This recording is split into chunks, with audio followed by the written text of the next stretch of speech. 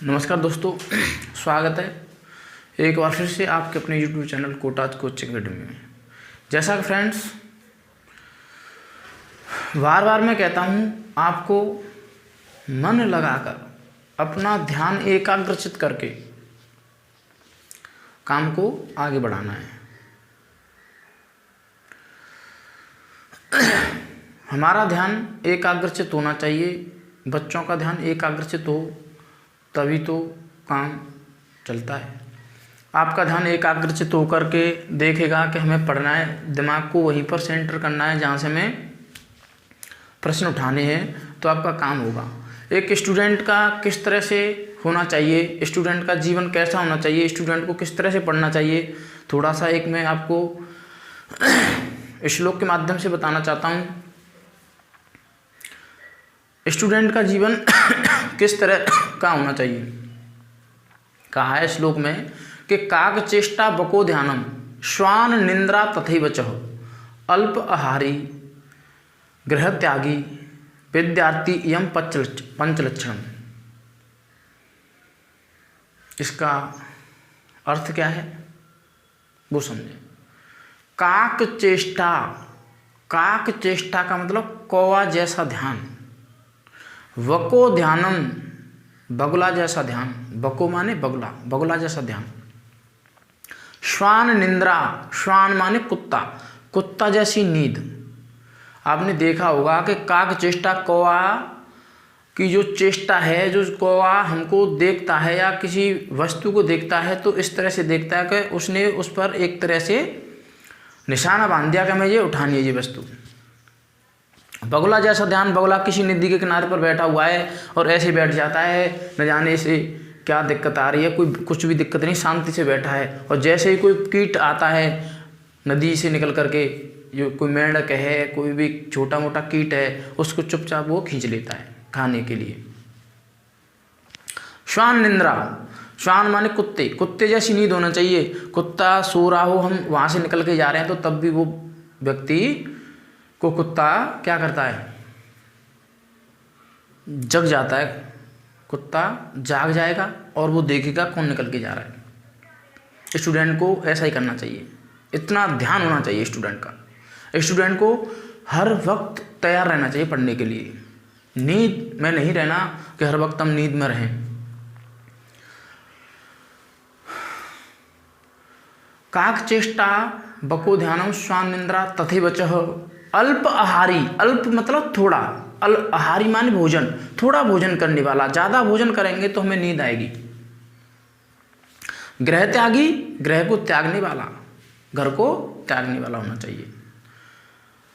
घर से उसका मोह खत्म होना चाहिए, घर से मोह नहीं होना चाहिए। घर में मोह होगा तो व्यक्ति ध्यान उधर ही रहेगा उसका, घर से अलग। यह 5 लक्षण हैं, इन्हें आप ध्यान में रखें। तो चलिए आज का जो टॉपिक है हम कराते हैं समय और दूरी। समझना है किस तरह से, बेसिक करा रहा हूँ, फिर क्वेश्चन कराऊंगा उसके बाद। तो देखना ध्यान से फ्रेंड्स। फॉर्मूला क्या होता है दूरी का? दूरी बराबर होता है चाल गुणा समय, चाल गुणा समय। दूरी को डिस्टेंस कहते हैं, चाल को हम स्पीड से s और टाइम को हम t से प्रदर्शित करते हैं। अगर हमें पूछा जाए स्पीड यानी चाल पूछा जाती है, चाल पूछा गया, तो चाल बराबर होता है दूरी बटे समय, दूरी बटे समय। यदि पूछा जाता है हमें टाइम यानी समय पूछा जाए, तो समय बराबर होता है दूरी बटे चाल। चाल को चेंज करवाता है क्वेश्चन में। यदि चाल किलोमीटर प्रति घंटा में हो, उसे मीटर प्रति सेकंड में बदलना है।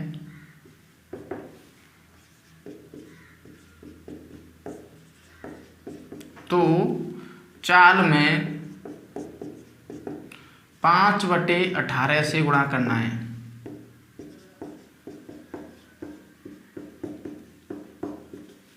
जैसे फॉर एग्जाम्पल 90 किलोमीटर प्रति घंटा को चेंज करना है मीटर प्रति सेकंड में। 90 किलोमीटर प्रति घंटा को मीटर प्रति सेकंड में चेंज करना है, तो 90 गुणा 5/18 मीटर प्रति सेकंड कह देंगे। कैंसिल कर दें, 18 पंजे 90, 5 25 मीटर प्रति सेकंड। ठीक है फ्रेंड्स, इधर आ जाएं। यदि हमें कन्वर्ट करना है मीटर प्रति सेकंड को किलोमीटर प्रति घंटा में, मीटर प्रति सेकंड से किलोमीटर प्रति घंटा में चेंज करना है, तो वही जैसे एग्जाम्पल के लिए हम ले लें 25 मीटर प्रति सेकंड को किस में चेंज करना है, किलोमीटर प्रति घंटा में। तो चेंज करने के लिए यहाँ उल्टा करते हैं, यहाँ पर 5/18 से गुणा, तो यहाँ पर करना होगा 18/5 से गुणा। जैसे 25 है, 25 को हम 18/5 से गुणा कर दें, 5 बार 18 पंजे 90 किलोमीटर प्रति घंटा, ये चाल बन जाती है। तो चलिए फ्रेंड्स, पहले से नोट डाउन करें फिर आगे बढ़ते हैं। ठीक है, चलिए देखते हैं। अब मैं साफ करता हूँ, पॉज करके आप नोट डाउन करें। ठीक है, लो चलें आगे चलें।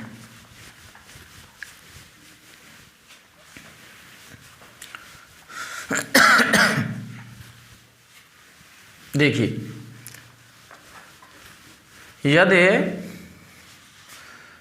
यदि कोई व्यक्ति A to B जा रहा है, A to B, यहाँ पर D डिस्टेंस है, इसकी जो स्पीड है यहाँ से जाने में, यहाँ से स्पीड है इसकी x किलोमीटर प्रति घंटा, और इधर से जाने में, और उधर से यहाँ आने में उसकी है y किलोमीटर प्रति घंटा स्पीड। ये S1 और ये S2। तो औसत चाल पूछे, एवरेज स्पीड, औसत चाल।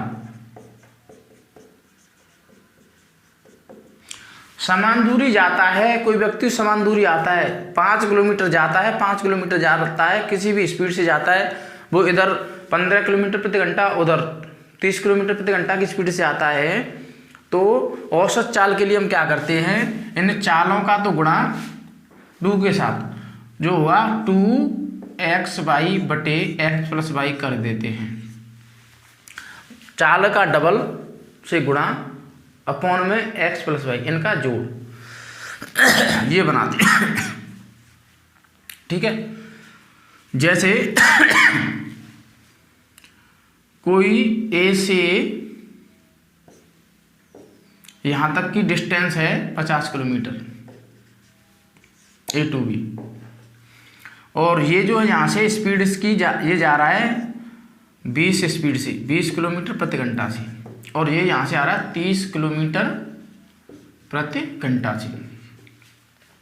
तो इनकी जो एवरेज स्पीड होगी AS, वो क्या होगी, 2 गुणा 20 गुणा 30 बटे 20 प्लस 30, यानी ये क्या होगा, ये होगा 50,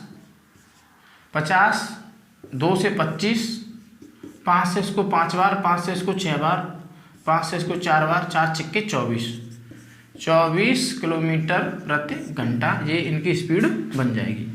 तो इस तरह से स्पीड निकालते हैं। तो चलिए नोट डाउन करें। ठीक है, चलिए आगे बढ़ते हैं।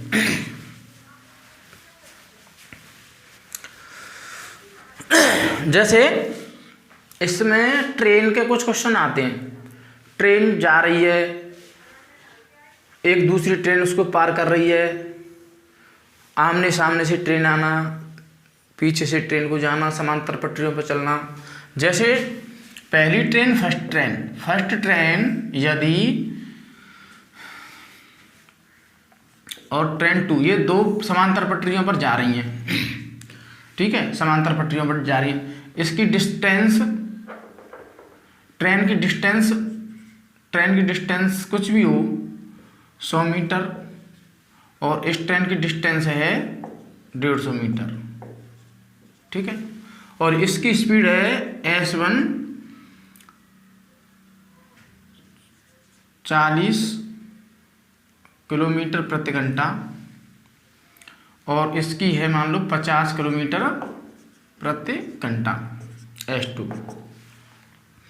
तो जब ये ट्रेन एक ही दिशा में जा रही हूँ, एक ही दिशा में हूँ, एक ही दिशा में, तब के लिए हम क्या वो पूछेगा कि ये ट्रेन को कितने समय में पार करेगा, ये दोनों ट्रेन, पीछे वाली ट्रेन आगे वाली ट्रेन को कितने समय में पार कर देगी। तो ध्यान देना है दोस्तों, क्या करना है, जैसे ही ट्रेन एक ही साथ चलती है तो ट्रेन की डिस्टेंस होती है वो जोड़ देते हैं। इसे मानते हैं हम D1 और इसे मानते हैं हम D2। तो D जो होगी वो बराबर होगी D1 प्लस D2। ट्रेन की स्पीड जोड़ी जाती है, यानी जो D होगी हमारी 100 प्लस 150 150 हो जाएगी, 150 मीटर, सॉरी 250। और इनकी जो स्पीड है, एक दूसरे को क्रॉस करना है, ट्रेन को दूसरी ट्रेन को क्रॉस करना है, तो स्पीड से बड़ी वाली स्पीड से छोटी वाली स्पीड को घटा देते हैं। तो हमारी जो S होगी वो S बराबर होगी S2 माइनस S1, यानी 50 माइनस 40 बराबर 10 किलोमीटर प्रति घंटा। अब जो कि यहाँ पर मीटर में है, डिस्टेंस यहाँ पर किलोमीटर प्रति घंटा में है, तो इसको भी मीटर प्रति सेकंड में चेंज करना होगा। क्या करना होगा, मीटर प्रति सेकंड में चेंज करना होगा। तो 10 गुणा 5/18 मीटर प्रति सेकंड कह देंगे। ये इसकी स्पीड होगी, ये डिस्टेंस से स्पीड। जैसे टाइम पूछता है तो लगा दे D/T, सॉल्व कर देना है, आंसर बन जाता है। तो चलें एक ही दिशा के लिए नोट डाउन करें, फिर इसका दूसरा विपरीत बताऊंगा। ठीक है, नोट डाउन कर लिया होगा आपने। चलें आगे देखें। यदि ट्रेन विपरीत दिशा से आती हो, इस तरह से, ये ट्रेन A इधर से जा रही है और एक ट्रेन ये यहाँ से इस तरह से, ये B है, B पॉइंट से ये इधर आ रही है। कहीं पर भी मान लें, यहाँ मान लें, कहीं मान लें, ठीक। एक इधर से जा रही है और एक ट्रेन इधर से जा रही है, तो इसकी डिस्टेंस D1 100 माना और इसकी डिस्टेंस D2 को हमने माना 150, ठीक। ये S1 40 किलोमीटर प्रति घंटा और ये S2 ये आ रही है 50 किलोमीटर प्रति घंटा। तो ये दोनों ट्रेन एक दूसरे को कब पार करेंगे, कितने समय पार करेंगी। दोनों ट्रेन जब आमने सामने से ट्रेन आए तो टाइम निकालना है पार करने का।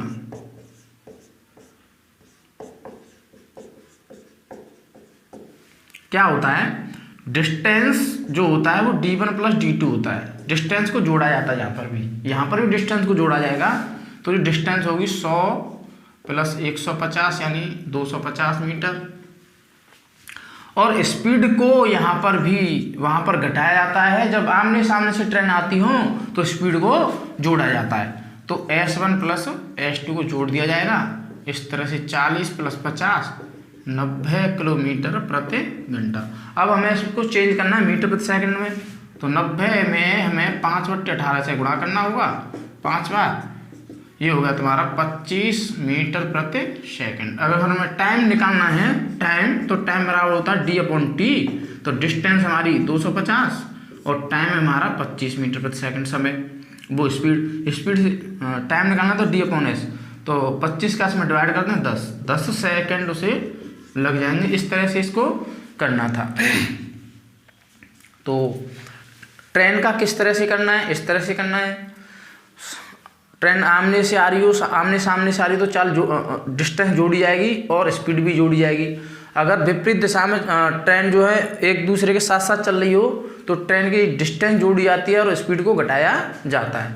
इस तरह से इसको कन्वर्ट करना है। और एक समान डिस्टेंस पर हम खड़े हुए हैं। जैसे मान लिया जाए कि दिल्ली से आगरा की डिस्टेंस जो है वो 200 किलोमीटर है और कोई व्यक्ति दिल्ली से आगरा आया 50 किलोमीटर प्रति घंटा की चाल से, और आगरा से दिल्ली गया 40 किलोमीटर प्रति घंटा की चाल से, तो क्या करते हैं उनकी स्पीड का इंटू डबल से गुणा और फिर उनका योग से भाग। तो ये जो फॉर्मूला है वो हमें पता होना चाहिए, और इन्हीं के बेसिस फॉर्मूला जो मैंने बता दिए उन्हीं से मैं क्वेश्चन को कराऊंगा, आपके डायरेक्ट अप्रोच बताऊंगा ताकि आप लोग समझ सकें। तो ठीक है फ्रेंड्स, तो कल हम इसका क्या करेंगे, कल हम इसका पूरा क्वेश्चन कराएंगे स्टार्ट, जिससे आप लोग आसानी से पेपर में समझ सकें। तो चलिए फ्रेंड्स, आज का वीडियो यहीं तक, कल नेक्स्ट वीडियो मिलते हैं। धन्यवाद।